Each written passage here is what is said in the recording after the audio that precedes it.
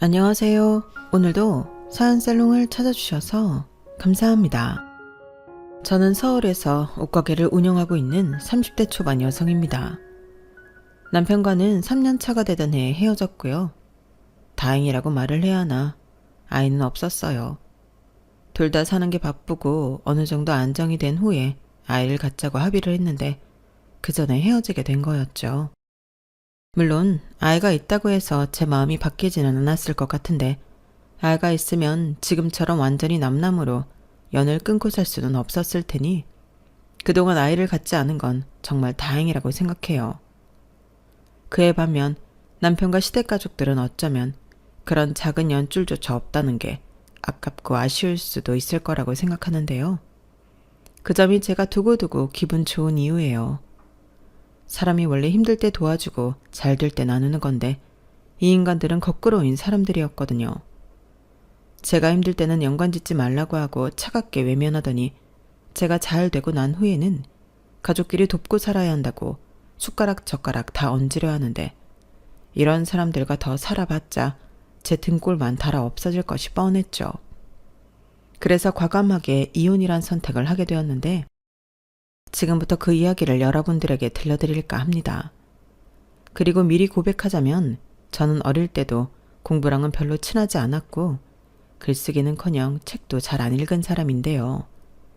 그래도 끝까지 최선을 다해 사연을 적어볼 테니 부족한 글이겠지만 제 이야기 끝까지 들어주시길 바라겠습니다. 그럼 사연 바로 시작해 볼게요. 저는 어릴 때부터 그렇게 공부 말고 멋부리는 걸 좋아했어요. 그래서 엄마 속을 많이 썩이는 못난 딸이었는데요. 지금 생각해보면 그런 부족함이 많은 자식임에도 엄마에게 크게 혼이 난 적은 없었어요. 저희 엄마가 이혼하고 저를 혼자 키우셨거든요. 먹고 살기 바쁘기도 하셨고 또 아빠 없이 자라는 딸이 불쌍해 잘 혼도 못 내셨던 엄마였는데요. 저희 엄마는 정말 생활력이 강한 분이셨어요. 지금은 은퇴하셨지만 불과 5년 전만 해도 다른 아저씨들과 공사 현장을 누비며 미장일을 하셨거든요. 그래서인지 늘 깡마른 체형에 쇼컷을 하고 있어 여성미라고는 찾아볼 수가 없었는데요. 저는 그런 엄마가 세상에서 제일 멋있다고 생각했어요. 그래서 평소에도 우리 엄마가 일하느라 맨날 작업복 입고 있고 안 꾸며서 그렇지 제대로 갖춰 입고 화장해서 멋 좀 부리잖아? 그럼 유명한 모델 뺨치지. 라고 생각할 정도로 엄마를 좋아했는데 아마도 다른 엄마처럼 공부 가지고 잔소리한다고 저를 혼내지 않아서 제가 엄마를 많이 좋아했던 것 같아요. 그리고 엄마는 세상에 공부가 다가 아니라며 저더러 평생 하고 싶은 일을 찾아서 하면 그게 성공이라고 늘 말씀하셨는데요. 저는 지금도 그 말이 제 진로를 정했다고 자부해요. 사실 공부 안 하고 잡지책이나 보고 화장하고 다닌다고 학교 다닐 때 선생님한테 엄청 혼났거든요. 그리고 제가 딱히 사고친 건 없는데 저를 문제아로 보는 선생님과 친구들이 많아 불이익을 당한 적도 많았어요. 그럼 어린 마음에 억울하다고 엄마에게 이야기할 수도 있는데 저는 그때도 억울한 건 억울한 거고 고생하는 엄마에게 걱정거리를 안겨주고 싶지 않아 말을 하지 않고 참았어요. 그래서 엄마는 제가 학교를 졸업할 때까지 아무 문제가 없다고 생각하셨다고 했는데요. 제가 나중에 어른이 되어 그런 일이 있었다고 하니 엄청 속상해 하시더라고요. 그런 일이 있었으면 엄마한테 즉각 말을 했어야지. 그랬으면 엄마가 가서 확 다 뒤집어 엎었을 텐데. 감히 금쪽 같은 내 딸한테 상처를 줘? 이런 폭삭 망할 것들. 이렇게 화를 내셨는데 다 지나간 일인데도 저에게 미안하다고 하셨는데요. 이렇듯 저는 엄마와 좀 각별한 사이였어요. 아빠는 제가 2살이었는지 3살이었는지 해외에 나가 돈을 벌어 오겠다고 나간 이후 잠적을 했다고 했는데요. 할머니와 그 집 식구들이 쉬쉬했지만 엄마 말로는 아빠가 해외에 나가 외국 여자와 딴 살림을 차린 것 같다고 하더라고요. 그리고 복잡하게 이혼을 했다고 했는데 그 때문인지 저희 엄마는 남자 보기를 돌같이 하셨어요. 다 결혼 전에는 하늘의 별도 달도 따다 준다고 설치지만 막상 결혼하고 나면 손 하나 까딱하지 않고 사고만 친다고. 자기 평생 2번의 결혼은 없다고 했는데 그렇기 때문인지 엄마를 좋다고 하는 아저씨들도 많았는데 엄마는 단 한 번도 흔들린 적이 없었어요. 자기랑 결혼하면 더 이상 힘든 일도 하지 않고 저도 잘 키워주겠다고 말하던 아저씨도 있었는데 엄마는 그저 콧방귀만 뀌었죠. 사실 그때 저는 살짝 흔들렸거든요. 엄마가 더 이상 고생하지 않고 저도 다른 아이들처럼 하고 싶은 거 다 하고 아빠도 생긴다는데 나쁠 것이 없다고 생각했는데요. 엄마는 아니라고 했어요. 결혼 전에는 무슨 말을 못해? 엄마는 그런 말 이제 하나도 안 믿어. 괜히 재혼 잘못해서 너나 나나 상처만 받고 힘들지. 그럴 바에는 조금 힘들어도 지금처럼 우리끼리 재미나게 사는 게 나아. 이렇게 단호하게 아니라고 하니 그저 저는 아쉬운 마음만 뒤로 할 수밖에 없었죠. 그리고 그 말을 제가 이제 와서 곱씹게 될 줄은 몰랐는데요. 저희 엄마의 그 말은 세월이 흘러도 무슨 예언가의 말처럼 꼭 들어맞는 말이었어요. 앞서 말한 대로 저는 어릴 때부터 옷을 좋아했고 그래서 언젠가는 제 취향이 가득한 옷가게를 운영하는 게 꿈이었는데 문제는 돈이었죠. 돈이 있어야 물건을 뜯어 팔 수 있잖아요. 그래서 일단은 돈을 벌기 위해 고등학교 때부터 아르바이트를 많이 했어요. 목적은 돈이었지만 저는 거기에서 학교에서 배우지 못한 많은 것들을 배울 수 있었죠. 사회라는 곳이 어떤 곳인지 그때 알았거든요. 어리다는 이유로 무시를 당하고 또 일을 하고도 임금을 다 못 받는 경우도 있었는데 살아남기 위해 어떻게 해야 하는지 자연스럽게 배우게 되었어요. 그리고 나는 어른이 되어도 그러지 말아야지 하는 생각을 많이 했었는데요. 그만큼 살아왔던 일이 참 많았죠. 제가 만난 어른들은 좋은 분들도 많았지만 나쁜 분들도 정말 많았거든요. 하지만 저는 찬밥, 더운 밥을 가릴 처지가 아니었기 때문에 정말 무작정 열심히만 했는데요. 그렇게 돈을 한 1,000만 원 정도 모으게 되었어요. 말이 1,000만 원이지 저에겐 10억 같은 돈이었죠. 그리고 저는 그 돈으로 무작정 동대문에 가서 옷을 떼다 인터넷 쇼핑몰을 만들어 팔기 시작했는데요. 그렇게 제대로 준비하지 않은 사업이 잘 될 턱이 없었죠. 그렇게 제 첫 사업은 수입 0원에 쫄딱 망해버렸어요. 제가 또 겁은 많아서 빚은 못 만들겠더라고요. 그래서 가진 거 다 까먹고 다시 제로가 되었는데요. 다시 아르바이트부터 시작하게 되었죠. 그리고 그때부터는 엄한 다른 가게가 아닌 임금은 짜도 옷가게에서 일을 하기로 했는데 그때부터는 제 일도 열심히 했지만 선배 사장님을 많이 관찰했어요. 그런데 그게 정말 재밌는 거예요. 게다가 사장님이 제가 미래에 옷가게를 하고 싶어 한다는 사실을 안 후에는 제가 기특하다며 자기가 겪었던 경험담과 여러 노하우를 알려주시기도 했는데요. 이거야말로 돈 주고도 배울 수 없는 진짜 공부였죠. 그리하여 저는 또다시 돈을 모아 사업에 도전하게 되었어요. 전에는 무작정 옷만 떼다 어떻게든 팔면 된다고 생각했는데 사장님의 조언을 듣고 방향을 바꾼 거예요. 사장님이 그때 저에게 그러셨거든요. 무리가 좀 되더라도 작게라도 가게를 갖고 있는 게 나아. DP도 직접 해보고 손님도 응대하면서 옷에 대한 반응도 보고 그럼 그걸 토대로 쇼핑몰을 열면 도움이 훨씬 많이 되거든. 그리고 오프라인 매장을 갖고 있는 쇼핑몰은 뭔가 좀 더 신뢰가 가지. 안 그래? 이렇게 말씀해 주셨는데 듣고 보니 정말 그랬어요. 전에는 장사도 안 되면 월세랑 공과금이 너무 아까울 것 같아서 덤비지 못했는데 그걸 거꾸로 활용할 생각을 못했던 거죠. 그리고 일을 하면서도 매장을 갖고 있는 것과 아닌 것은 차이가 많았는데요. 그렇게 시간이 흐르고 조금씩 손님이 1명, 2명 오게 되자 저는 진심을 다해 손님을 응대했어요. 그저 여기까지 찾아주셨다는 게 너무 고마웠거든요. 그러면서 단순히 옷을 팔기 위함이 아닌 손님에게 도움이 되는 코디와 어울리는 색조합 같은 걸 같이 고민하며 이야기하듯 영업을 했는데 그게 손님에게 반응이 좋았어요. 그리고 감사하게도 그렇게 만족하고 가신 손님은 다음에도 또 오고 다른 손님에게 제 가게를 소개하는 등 감사한 일들이 꼬리에 꼬리를 물듯 생겼는데요. 게다가 옷을 떼러 가는 도매시장에서도 처음에는 초짜 사장이라고 무시하더니 조금씩 마음을 열기 시작했어요. 제가 망하고 또다시 도전하며 성실함을 보이니 조금씩 도와주시더라고요. 원래 소량으로 옷을 떼면 싫어하시는데 저한테는 그러라고 하셨어요. 그리고 그렇게 새벽마다 열심히 발품을 판 후에는 꼭 가는 곳이 있었는데요. 그건 바로 작은 우동 가게였어요. 거기엔 제 또래의 젊은 사장이 있었는데 자주 보고 또 또래다 보니 금방 친해지게 되었거든요. 가격도 부담 없고 새벽에 먹어도 위에 무리가 되지 않으니 저는 항상 도매시장을 온 날은 뜨끈한 우동을 먹었는데요. 그게 어느 순간부터 자연스러운 루틴이 되었어요. 언제나 정신없이 물건을 떼고 차에 실어놓은 후에는 출출하기도 했고 친구를 만나러 간다는 생각으로 우동집을 찾았어요. 그리고 저희 둘은 항상 서로를 응원해주는 고마운 친구였는데요. 그렇게 친해진 저희 둘은 친구를 넘어 연인이 되고 또 부부가 되었죠. 자기 왔어? 오늘도 힘들었지? 내가 좀 가서 도와주면 좋은데 정신이 하나도 없었네. 도와주긴 뭘 도와줘. 자기도 장사해야지. 오늘도 손님 많았어? 당연하지. 자기도 알잖아. 우리 가게 단골 엄청 많은 거. 빨리 앉아. 늘 먹던 튀김우동 나갑니다.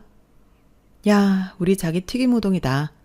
자기는 진짜 일본 장인보다 우동을 잘 만드는 것 같아. 그리고 내가 생각해봤는데 이렇게 양도 많고 맛있는데 자기 우동 너무 싸. 이렇게 많이 주고 건더기도 실한데 6,000원은 진짜 너무 싸지. 우리 한 1,000원씩만 올릴까? 에이, 그래도 그럼 안 되지. 자기도 내 가게 싸고 맛있다고 왔으면서 그럴 수는 없지. 그럼 손님 다 떨어져 나간다.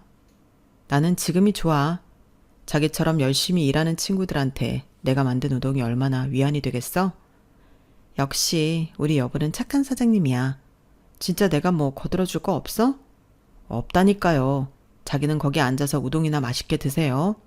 내가 오늘 자기 좋아하는 야채튀김도 많이 튀겨놨는데 튀김도 한 입 해야지. 두말하면 입 아프지. 빨리 줘. 배고프다. 저희는 풍족하지 않았지만 그땐 참 많이 행복했어요.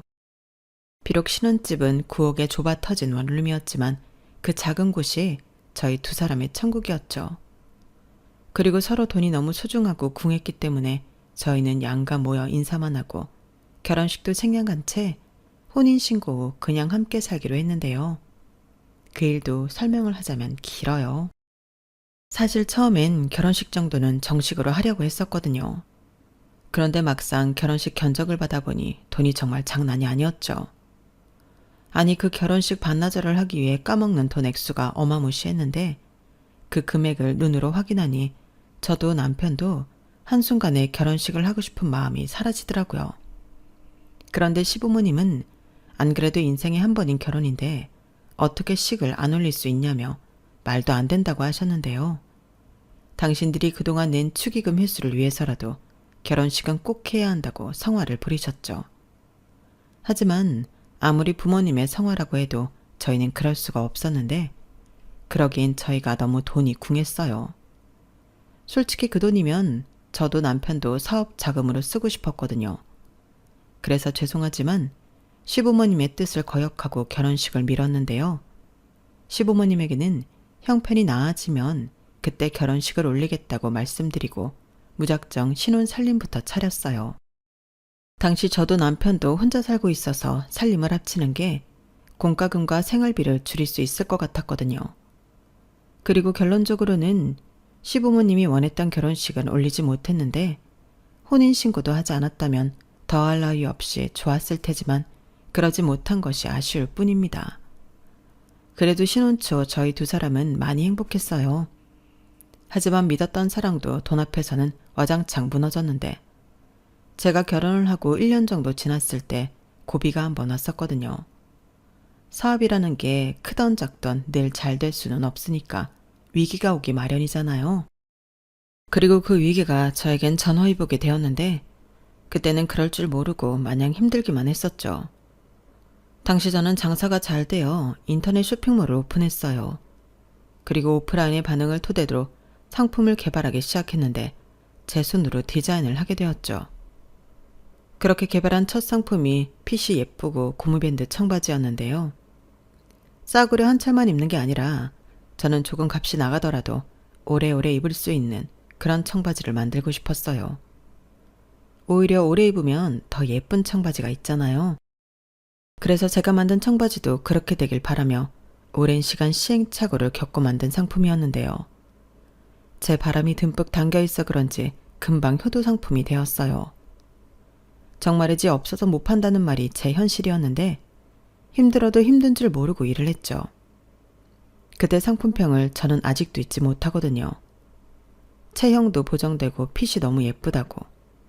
사람들이 살 빠졌냐고 물어본다며 평생 이 청바지만 입고 싶다고 저더러 계속 만들어 달라고 했는데요. 그야말로 공전의 히트를 쳤어요.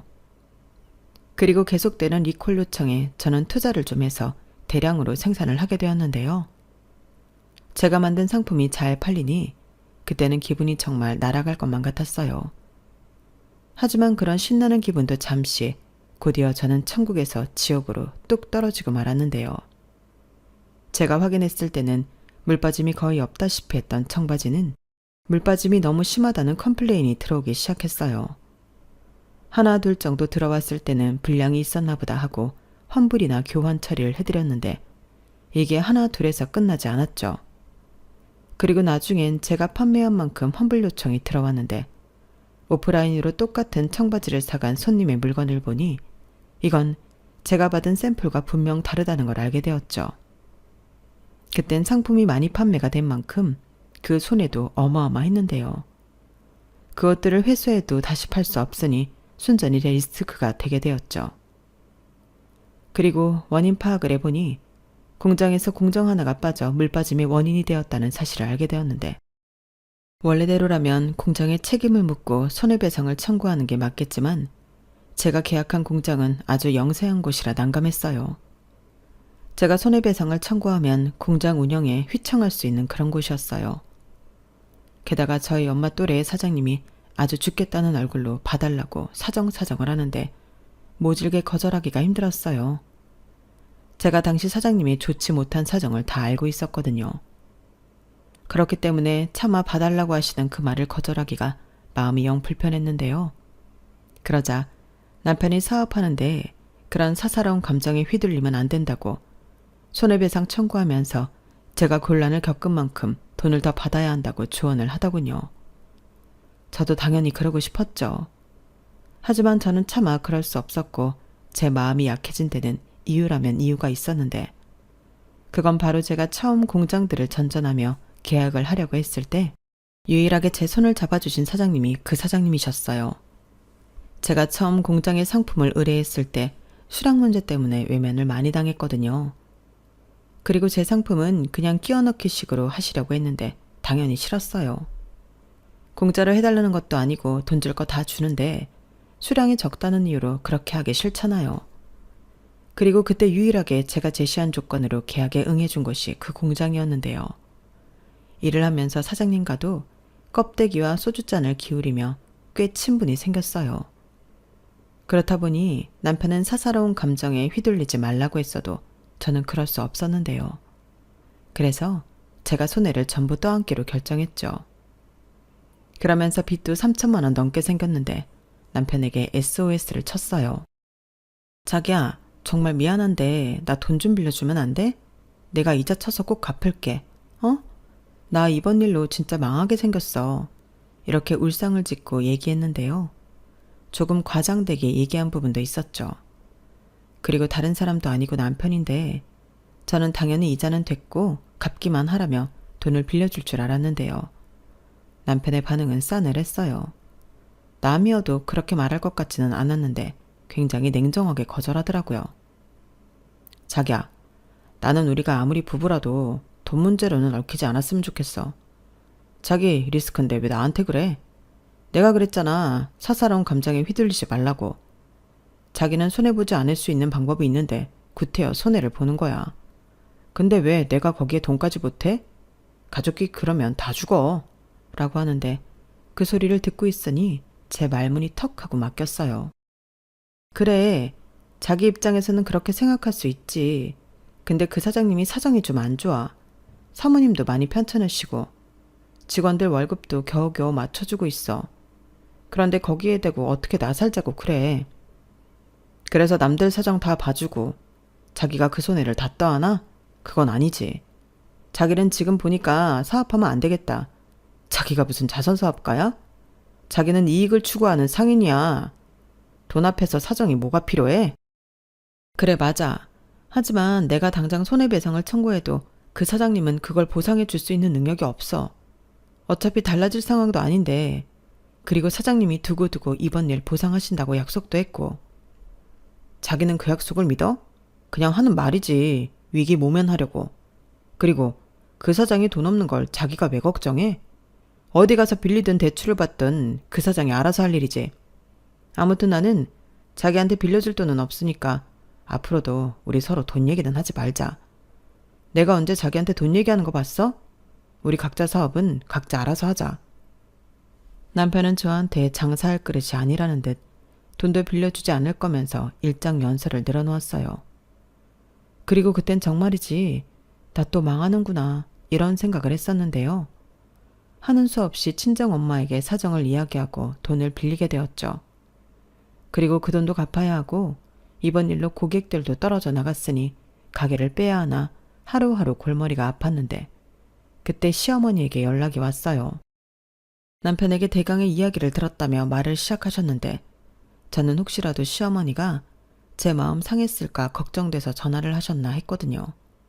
하지만 그 아들의 그 엄마라고 시어머니도 남편과 같은 말을 하기 시작했는데 그 말이 어째 남편이 했던 말보다도 더 서운하게 들렸어요. 너는 힘들면 그냥 접고 말 것이지 왜 우리 아들한테 돈을 해달라고 하니? 야무진 줄 알았더니 완전히 헛똑똑이네. 그래놓고 나한테 그렇게 잘난 척을 했냐? 네? 그게 무슨 말씀이세요? 제가 언제요? 너 우리 아들 뒤에서 조종해서 돈 아깝다고 결혼식 하지 말라고 했잖아. 어머니, 그거야. 제 딴에는 돈 아끼려고 그런 거죠. 저도 여잔데 웨딩드레스 입고 싶지 않았겠어요? 근데 그러려면 양가 부모님 한복도 해드려야 하고 식대에 대관료에 돈이 정말 장난이 아니더라고요. 됐다. 그러게 그렇게 돈 아깝다고 결혼식도 안 한 애가 왜 그렇게 멍청하게 사업을 하냐고. 우리 아들이 그러는데 네가 떠안을 빚이 아니라며. 그래서 우리 아들이 어지간하면 착해서 도와주는데 그건 아닌 것 같아서 안 도와줬다고 하더라. 못 도와준 게 아니고 안 도와준 거래요? 정말 기가 막히네요. 뭐가 기가 막히니? 우리 아들이 현명한 거지. 그럼 같이 망하니? 한 사람이라도 살아야 먹고 살 거 아니야. 너 두말할 것도 없이 네 사업 정리하고 우리 아들 가게 가서 일손 거들어라. 내가 볼 땐 그게 제일 나아. 왜 빚을 떠안고 있니? 어머니, 제 일은 제가 알아서 할게요. 그리고 당장 급한 불은 친정엄마가 도와주셔서 남편한테 돈 얘기할 것도 없고요. 제가 정 안 되면 어머니 말처럼 그렇게 하든지 다른 데 취직을 하든지 할 테니까 걱정하지 마세요. 내가 걱정을 안 하게 생겼니? 아무리 친정엄마가 도와줬다고 해도 그것도 빚이잖아. 안 갚아도 된다고 니네 엄마가 확실하게 말했어? 그거 아니면 그것도 빚이지. 다른 사람도 아니고 우리 큰아들한테 이런 일이 생겼는데 내가 걱정을 어떻게 안 해? 내가 정말 우리 아들한테 그 말을 듣는데 없던 혈압이 다 생기는 것 같았어. 너 행여 네 엄마 돈 갚아야 한다고 우리 아들한테 돈 달라고 하기만 해봐. 니네 엄마한테도 똑똑히 말해. 그 돈은 네가 빌린 거지 우리 아들이랑 상관없다고. 어머니는 혹시라도 제 사업 때문에 자기 아들 돈이 축 날까 저를 잡아댔어요. 그리고 그 전화를 받는데 가뜩이나 혼자 벼랑 끝에 있던 기분이었던 저를 혼자 죽으라고 등을 떠미는 것처럼 느껴졌는데 아니 이게 무슨 가족이고 부부인가 허탈하기만 하더라고요. 그리고 아주 꼬숩게도 사람 일은 아무도 모른다고 생각지도 못한 일이 저한테 벌어졌는데요. 마치 그 일은 저에게 포기하지 말고 계속 잘해보라는 하늘의 계시처럼 저를 살려주었어요. 정말이지 사람이 절박하니까 죽으라는 법은 없더라고요. 왜냐하면 제가 리스크를 안고 반품 처리한 후 고객들이 떨어져 나가는 게 아니라 오히려 신용할 수 있다며 구매가 늘어났어요. 저는 다시 물건이 없어서 못 파는 행복한 비명을 질렀는데 제가 픽한 상품은 가성비도 좋고 예뻐서 실패가 없다며 구매평도 많이 올라왔죠. 그런 진심 어린 예쁨 상품평을 볼 때면 고객님이 제 마음을 알아주는 기분이 들어 울컥할 때도 있었는데 그래서 더 당장의 이익보다는 내가 손님이라면 만족하고 마음에 들어할 상품들을 만들고 고르는 등 저는 제 일에 더 열중했어요. 그러니 온오프에서 제가 준비한 상품들이 그야말로 불티나게 팔렸는데 전에 안고 가던 리스크는 3달도 되지 않아 복구가 되었고 그 해에는 제가 사업을 한 일에 가장 많은 수익을 내기도 했는데요. 공장 사장님 일도 그랬어요. 사장님은 그때 저한테 큰 은혜를 받았다며 제가 맡기는 상품은 더욱 신경 써주셨고 언제나 1순위로 작업해 주시는 등 결과적으로는 제 든든한 조력자가 돼주셨는데 옆에서 그걸 다 본 남편은 설마 했지만 제가 그 일로 전화위복으로 성공가도를 달리자 살짝 배 아파하는 것 같더군요. 저더러 자기가 운이 좋아서 그렇지 보통은 내 말이 맞아 라며 없어 보이게 변명을 하기도 했는데 그래도 서운한 마음은 사라지지 않았죠. 원래 사람이 힘들 때 잘해주던 사람과 서운하게 했던 사람을 못 잊는 거잖아요. 그리고 또 한 사람 저의 구세주였던 엄마 돈도 당연히 우선순위로 갚았는데 저는 더 나아가 엄마에게 작은 평수였지만 투룸 신축 빌라를 사자고 권했어요. 뭐? 집? 아, 됐어. 어차피 엄마 혼자 사는데 뭐가 중요해. 중요하지. 집이잖아. 엄마 여름이면 여기 하수구에서 냄새도 심하게 올라온다면서. 그리고 겨울이면 춥고. 매년 겨울마다 고생하면서. 그러지 말고 요 앞에 신축 빌라 있던데 거기 작은 거 어때? 됐다니까. 아무리 작아도 새 집은 비싸지. 비싸도 내가 그 정도도 못 해줄까 봐? 그래도 그렇지. 너 이제 혼자 아니야. 정서방이랑 네 시댁에서 싫어할 수 있어. 됐다 그래. 나 힘들 때 알아서 하라고 했던 인간이 정서방이야. 사업은 각자 알아서 하는 거라고 했다니까. 내가 벌어서 내 돈으로 우리 엄마 집 옮겨준다는데 지가 뭐라고 해? 아휴, 아직도 그 일로 꿍해? 정서방은 정서방대로 생각이 있었겠지. 몰라. 서운한 건 서운한 거지. 그리고 이 집 보증금 빼서 보태고 그러면 뭐 얼마나 더 들겠어. 부족한 건 대출 좀 받고 하자. 여기 엄마 집이기도 하지만 내 친정이잖아. 저는 싫다는 엄마에게 끝까지 졸랐어요. 그래서 저희 엄마가 못 이기는 듯 넘어오게 되었는데 사실 저희 엄마도 새 집에서 살고 싶었겠죠. 그리고 살던 집 보증금 빼고 당신 적금 깨고 제가 갚은 돈까지 모두 넣고 부족한 돈만 저더러 해달라고 했는데 정말 생각보다 제 돈이 많이 들어가진 않았어요. 그리고 말은 싫다고 해도 좋아하는 엄마를 보며 그렇게 뿌듯할 수가 없었는데요. 그런데 그 사실을 안 남편은 그렇지 않더군요. 무슨 떼돈 버냐? 아니 사람이 손이 왜 이렇게 커? 장모님 집을 사들였다고? 이렇게 아주 눈을 까디집고 저에게 뭐라고 하기 시작했는데요. 그러면서 한다는 말이 친정이든 시댁이든 똑같이 해야 한다고 하더군요. 그리고 우리도 원룸 사는데 우리 집부터 어떻게 해야 하는 거 아니냐며 생각하면 생각할수록 저더러 괘씸하다고 하는데 제 입장에서는 사도 남말하는 거였죠. 제가 힘들 때도 잘도 외면하더니 이제 와서 남편 말은 완전히 제 주머니만 털자는 거잖아요. 그러면서 저더러 무슨 떼돈을 버냐고 비아냥거릴 때는 언제고 말을 저리 바꿀 수 있다니 뻔뻔하게만 보였는데요. 그냥 가만히만 있으면 중간이 나가지. 왜 지 돈도 아닌데 당당하게 여기저기 집을 해주라고 난리를 치는 건지 저는 남편한테 실망했어요. 그리고 그게 시작이 되어 저희 부부 사이는 멀어져 갔는데 여기에 시어머니라는 사람은 자기 아들을 말리지 못할 망정 더한 사람이었는데요. 이번에도 자기 아들한테 들었는지 제가 친정집 이사를 도운 걸 알고 난리를 치기 시작하셨어요. 자기 아들한테 돈 달라고 할까 큰 소리를 내더니 이번엔 제가 번 돈이라도 저는 출가 외인이라 친정에 돈을 주면 안 된다고 하는 거예요. 그러면서 남편처럼 자기 집도 낡았다며 이사 가고 싶다고 아파트 타령을 하는데 신축은 바라지도 않으니 한강이 보이는 고층 브랜드 아파트로 집을 옮겨달라고 하더군요. 말도 안 되는 소리였죠. 저는 저도 모르게 콧방귀가 나오고 말았어요. 저희 엄마야 저에게 실질적인 도움을 주셨지만 시어머니와 남편은 1원도 보태주지 않았는데 저리 당당하게 말할 수 있다는 게 너무 신기했어요. 그래서 내가 왜 출가 외인이냐. 나는 우리 엄마 딸이고 나 힘들 때 유일하게 도와준 사람도 우리 엄마인데 결혼했다는 이유로 친정을 외면하라는 거냐며 한강뷰 아파트 가고 싶으면 며느리 말고 아들한테 얘기하라고 했는데요. 시어머니는 잠시 당황하더군요. 사실 제 말에 틀린 말은 하나도 없잖아요. 게다가 자기가 우기면 다 되는 건가요? 시어머니는 제가 남편을 운운하자 저더러 못 배워먹었다며 전화를 끊으셨어요. 저는 그러거나 말거나 신경을 쓰지 않았는데 그 뒤에는 뭐 무늬만 부부일 뿐 쭉 냉전의 시간을 갖게 되었죠. 남편은 계속해서 저더러 뭘 잘못했는지 모른다며 상대하지 않으려 했고 저 역시도 잘못한 게 없기에 평소처럼 제 사업에만 집중했죠.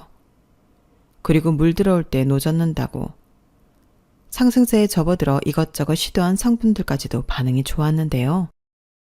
그전에는 옷만 중심적으로 팔다 가방, 신발, 액세서리, 자파까지 저는 판매 카테고리를 늘려갔어요. 그야말로 토탈 패션 사업을 하게 되었는데 전체적인 코디가 가능하다 보니 기대는 별로 하지 않았는데 판매량이 날이 갈수록 늘더라고요. 그리하여 제 사업은 점점 고수익을 내기 시작했어요. 그때는 모든 것이 다 처음이라 시행착오도 많고 저 혼자 대부분의 일을 하니 정신도 없었는데 그래서 남편과 시댁이 저를 괴롭혀도 바빠서 별로 신경을 못 쓴 적도 있었죠. 그러다 저는 본격적으로 사업을 더 키워보기로 결심을 했는데요. 작은 옷가게가 아닌 정식 사무실과 매장을 구분지어 제대로 하고 싶었어요. 게다가 제가 주먹구구식으로 하는 게 아닌 인터넷 쇼핑몰도 따로 전문적으로 관리할 수 있는 직원들이 있으면 좋겠다는 생각이 들었는데 확실히 전문 직원들을 고용하니 퀄리티부터가 달라지더군요. 물론 그에 따른 인건비는 발생하겠지만 그로 인해 판매량이 늘어났으니 비용이라는 생각도 들지 않았죠. 그리고 남편은 제가 더 잘 되니 배알이 꼬인 건지 저더러 헛바람이 단단히 들었다며 그렇게 일 크게 벌리다 망하면 빚더미에 오른다고 적당히 하라고 시비를 걸기도 했는데요. 그도 그럴 게 남편의 우동집이 그때부터 뭔가 잘 안 되기 시작했어요. 자기는 평소처럼 똑같이 한다고 했는데 손님들이 점점 줄어드는 모양 같더라고요. 그래서 버는 것보다 장사를 하면서 쓰는 돈이 더 많아지는 것 같았는데 지도 꼴에 자존심은 있으니까 저에게 말을 하지 않았죠. 그 얘기는 다른 사장님한테 들었거든요. 그래서 저는 내심 속으로 자기는 점점 사업이 기울기만 하는데 제 사업이 잘 되니 도와달라는 말을 못하겠고 그래서 시비를 거나 하며 속으로 고소해했는데 그때까지는 이혼할 생각까지는 아니었어요. 대신 남편 우동집이 계속 어렵다면 안 되는 거 지고 있지 말고 정리 후 제 사업에 들어와 함께 일을 하자고 권할 생각이었는데요. 제가 그때는 정신을 덜 차린 거였죠. 고양이한테 생선가게를 맡기는 거나 다름이 없는 거였으니까요. 그리고 점점 남편은 제가 버리도 괜찮은데 자기랑 자기 집을 챙기지 않는 걸 못마땅하게 생각하기 시작했는데요. 정말 꼴의 남편이라고 가지가지 하더군요. 너는 정말 양심도 없다. 시집을 왔으면 양가 부모 똑같지. 근데 어떻게 너는 장모님만 챙길 수가 있어? 우리 엄마가 얼마나 서운해하는 줄 알아? 없이 살아도 뭐 하나 생기면 나눠 먹고 그러는 게 가족이지. 하물며 돈도 제법 버는데 좀 같이 써야겠다는 생각이 안 들어? 이런 말을 굳이 내 입으로 해야 하는 거야? 이렇게 말하는데 저게 장사가 안 돼서 낮부터 술을 처마셨나 어이상실이었어요. 도대체 저더러 각자 사업은 각자 알아서 해야 한다고 힘들다고 도와주다가는 다 죽는다고 했던 남편은 어디로 갔냔 말이죠. 그리고 시어머니는 저희 엄마가 신축 빌라로 이사를 간 후 본격적으로 저에게 진상을 털기 시작했는데요. 저희 엄마 집을 뺏어올 수도 없으니 저더러 자기네 집을 사달라고 계속 조르셨어요. 전에 끝난 얘긴 줄 알았는데 그게 아니더라고요. 오히려 구체적으로 부동산을 알아보셨는지 굳이 바쁜 저에게 찾아와 여기 집은 어떻고 저기 집은 얼마라는 등 자기 혼자 김칫국을 마셨는데 저는 그럴 돈 없다고 딱 잡아댔어요. 그러자 시어머니가 말도 안 되는 소리를 한다며 저를 아주 잡아먹을 것처럼 굴더라고요. 네가 돈이 없으면 누가 돈이 있니? 귀신을 속여라. 어디서 나를 속이려 들어? 너는 그렇게 시댁 도와주는 게 싫으냐? 그럼 그게 좋아요? 그 애도 그러던데요. 저 애도 아직 원룸 사는데 누굴 도와주냐고요. 그래서 저희도 이사 가려고요. 뭐야? 그럼 너는 왜 네 엄마 집 사줬는데? 그것도 제가 온전히 사줬다고 할 순 없어요. 저희 엄마 돈이 절반 이상 더 많이 들어갔는데 저는 그저 조금 보태드린 걸 다라고요. 아마 어머니 아들이 잘못 전달한 것 같아요. 뭐라고? 그래서 이게 다 내 아들 탓이라는 소리니? 지금 그이가 많이 힘든가 보더라고요. 그래서 어머니한테 사실 확인도 안 하고 별 얘기 다 하는 것 같은데 다 믿지 마세요. 그래서 니들 이사 가야 해서 우리 집은 못 바꿔준다? 네. 그래 알겠다. 그럼 우리 막내 오피스텔 하나만 사줘라. 그 정도는 해줄 수 있잖아? 네? 도리님한테 오피스텔을 얻어주는 게 아니라 사줘요? 그래. 왜 같은 소리를 계속하게 만드니? 우리 막내도 장가는 가야 할 거 아니야? 요즘 여자들 집 없는 남자한테 절대 시집 안 온다. 어머니, 말도 안 돼요. 당사자는 뭐하고요? 제가 도련님 엄마도 아니고 누나도 아니고 왜 장가 못 갈까봐 걱정을 해요? 뭐야? 그럼 너는 남이라는 거야? 굳이 따지면 그렇죠. 종이 한 장으로 맺어진 관계인데 어머니 지금 너무 억지를 부리세요. 제가 이것저것 사업을 많이 벌려놔서 많이 버는 것처럼 보일 수도 있는데요. 규모를 키워놔서 그런지 나갈 돈도 엄청 많아요. 그래서 나는 땡전 한 푼 바라지 말라는 소리야? 시어머니는 부모가 아니냐? 어머니도 생각해 보세요. 저 힘들 때 저한테 뭐라고 하셨어요? 니네 엄마 하시면서 저한테 하신 거 생각 안 나세요? 그건. 시어머니는 제가 노골적으로 이야기를 하자 말문이 막힌 듯 얼굴만 벌개지셨어요. 그리고 남편처럼 그저 저에게 못됐다며 밑도 끝도 없이 막말을 하기 시작했는데 그때 내가 왜 잘못한 것도 없이 이런 취급을 받아야 하나 정신이 번쩍하고 들더라고요. 그리고 이렇게 살 필요가 없다는 생각에 슬며시 이혼 생각을 할 즈음이었는데 남편이 눈치도 없이 그러는 겁니다. 돈 좀 번다고 우리 엄마한테 막말하고 그랬다며? 돈이 문제지. 왜? 돈 좀 버니까 위아래도 없어? 내 동생 오피스텔도 못 해준다고 그랬다며. 자기 동생이어도 그랬을까? 라고 슬슬 시동을 걸더라고요. 그래서 나는 동생이 없어서 모른다. 그리고 막말로 내 동생이냐 네 동생이지. 저도 치사하게 나갔는데요. 눈에는 눈, 이에는 이였죠. 그러자 남편은 약이 바짝 올라서는 이제 남편도 무시한다고 시비가 아닌 화를 내기 시작했고 급기야 시집 올 때 우리 집에 아무것도 안 했잖아. 그때 못한 혼수랑 예단한다고 생각해. 라고 아무 말이나 막 던졌는데 세상 천지 어떤 정신 나간 여자가 혼수랑 예단으로 내가 살지도 않은 시동생 오피스텔을 사주냐고 억지 좀 그만 부리라고 소리쳤어요.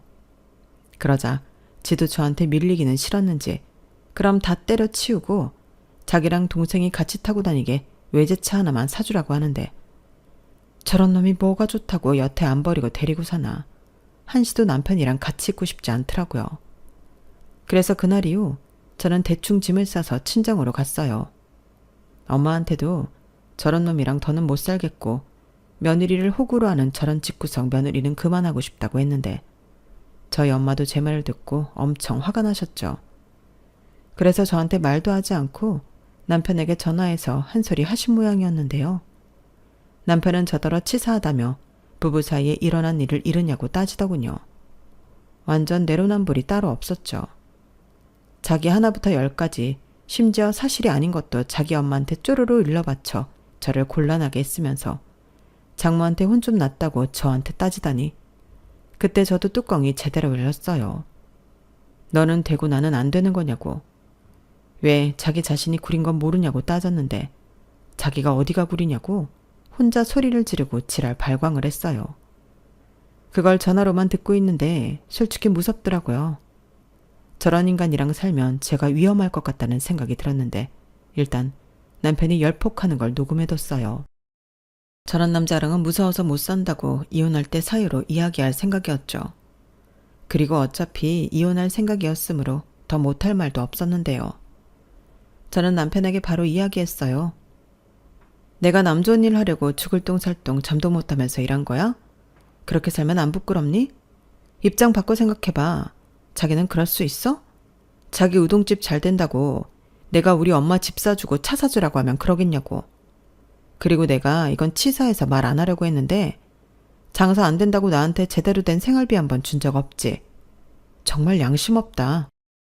저는 시켜주면 밤을 새서라도 제 불만을 다 털어놓을 수 있을 정도였어요. 아니 이렇게 말을 해도 이 무식한 놈은 어째 못 알아먹을 수도 있다는 걱정이 들었는데 뭐 결론은 이혼 서류 갈 거니까 도장 찍으라고 말하고 전화를 끊었죠. 그리고 걸려오는 전화는 일절 받지 않았는데요. 그제야 위기의식이 들었는지 남편이 장문의 사과 문자를 보내고 난리도 아니었어요. 제가 원하면 자기 엄마한테 얘기해서 사과도 받게 해주겠다고 했는데 이미 다 소용없는 일이었죠.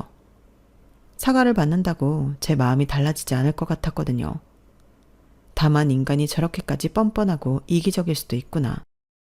세상 믿을 놈 하나 없다는 사실을 깨달았는데요. 저는 아무런 대꾸도 하지 않았어요. 어떤 빌미도 주고 싶지 않았거든요.